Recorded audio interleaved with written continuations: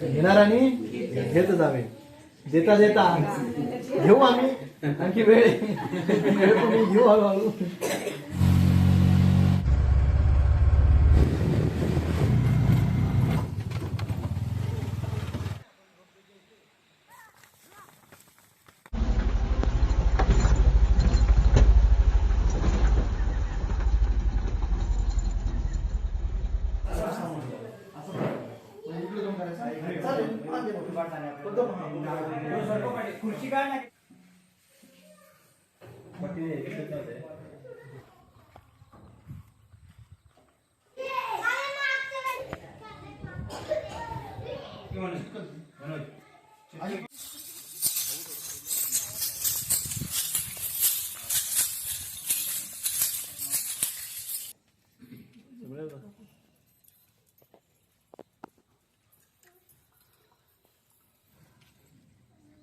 पुण्यश्लोक श्री छत्रपती शिवाजी महाराज की जय.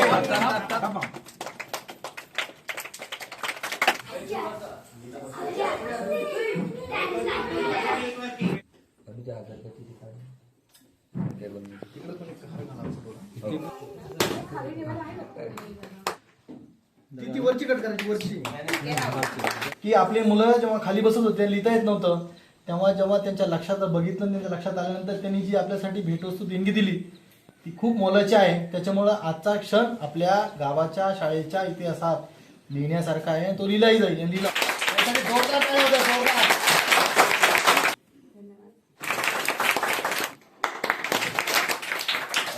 खरं तर मुलांनो ही तुमची जी शाळा उभी राहिली आहे ना हे श्रेय जरी या लोकांचं असलं कोणी बँच आणून दिले तर तुमच्या सरांचं खूप मोठं योगदान आहे. त्या सरांसाठी टाळा वाजवा. आणि सर हे माझ्याकडून तुम्हाला सर कारण की तुम्ही एवढं काम केलं आणि हा पण सन्मान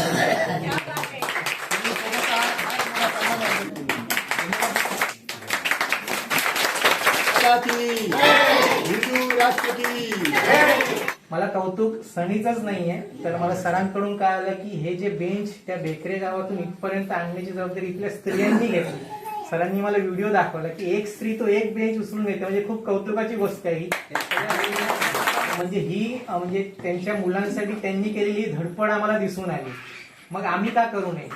पण मी पालकांचा प्रतिसाद खूप कमी दिसतो कधी कधी. आज जेवढा मला दिसते पालकांचा रहिवाशांच्या इथले जे असते बाजू लोकांचा मला ते खूप चांगलं वाटतं. शिक्षक आहे ना एखाद्या विद्यार्थ्याला उभा करतो. इथे शिक्षकांनी अख्खी शाळा उभी केली आहे. अख्खी शाळा उभी. तुमची मुलं सगळं तुमच्या मुलांसाठीच आहे. आम्ही पुन्हा येऊ पण शिक्षक आणि आम्ही सर्व तुमच्या मुलांसाठीच आहोत. त्यांचं चांगलं होऊ द्या. याचा सांगण्याचा उद्देश एवढाच की हा मदत देण्याचं आमचं एकच ध्येय असतं की मुलांना म्हणजे ही मुलं त्यांचं पट या शाळेमध्ये वाढावा. आज 16 पट आहे तर उद्या आम्ही दुसऱ्या वेळेला त्यावेळी कमीत कमी 25 पट असला पाहिजे. सरांनी सांगितल्याप्रमाणे आज 4थी पर्यंत शाळा आहे तर याच्या पुढे 6वी 7वी पर्यंत शाळा असावी. ही एक रूम अजून वाढावी हा उद्देश आमचा आहे. आम्ही घरामध्ये तर कधी झाडाखाली शाळा भरवायचो. पाहता पाहता 14 वर्षे गेली पण काही शाळा झाली नाही. अनेक शिक्षक येऊन गेले. कित्येक संस्था तसेच पुढारी लोकांनी आम्हाला आश्वासनं दिली परंतु कोणालाही काही जमले नाही. ते आमचे शिक्षक सन्माननीय दहीपळी सर आणि ठाकरे सर यांनी करून दाखवले. सूर म्हणतात साथ द्या, सूर म्हणतात साथ द्या, दिवा म्हणतो वाद द्या, दिवा म्हणतो वाद द्या. आमच्या चिमुटऱ्यांना आपल्या श्री सह्याद्री शिलेदार प्रतिष्ठान ठाण्याची साथ द्या, ठाण्याची साथ द्या. किती गेले किती आले अशी काही कुणी सहकार्य पूर्ण केले नाही. जशी आपली की आता तुम्ही ठाणे जिल्ह्यातून सहकार्य केला आहे त्यांच्याकडनं बेन भेटले.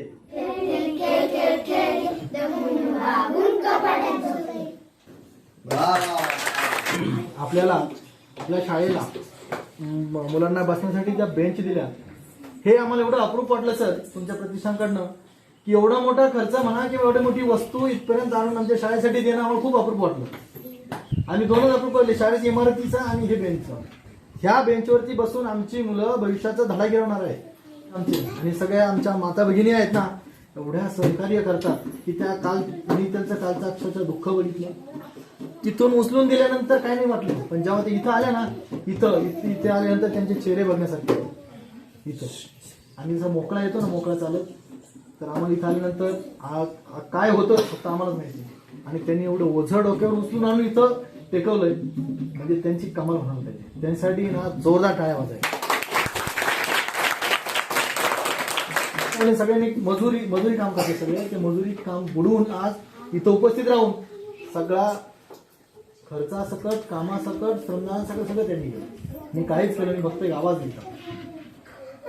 तसं आमचे ग्रामस्थ एवढे चांगले आहेत आणि एवढं साथ देतात, सपोर्ट करतात की खूप. तुम्ही म्हणलं ना वर्ग वाढवायचे, ते माझ्यासोबत आहेत आणि वर्गच काय मी बिल्डिंग वाढू. लोक आहेत, समाज आहे, हा कसा राहतो, कुठे राहतो, काय करतो, काय खातो हे तुम्हाला समजलं. शहरात दिसतंय का? नाही. हे जे कडेकोपरे दिसतात ना या सह्याद्रीच्या कडेकोपऱ्यामध्ये आमचा समाज राहतो, गोरगरीब आणि पोट भरतो, जीवन जगतो.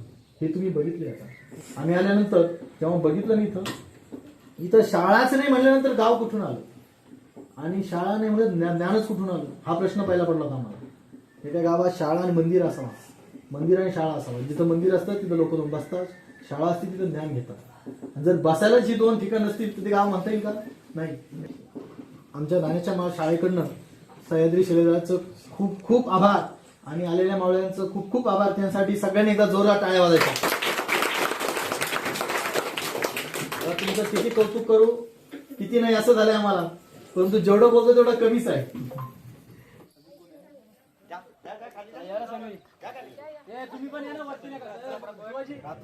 नऊ वाजेपर्यंत काम करतो. 9 वाजेपर्यंत काम करतो.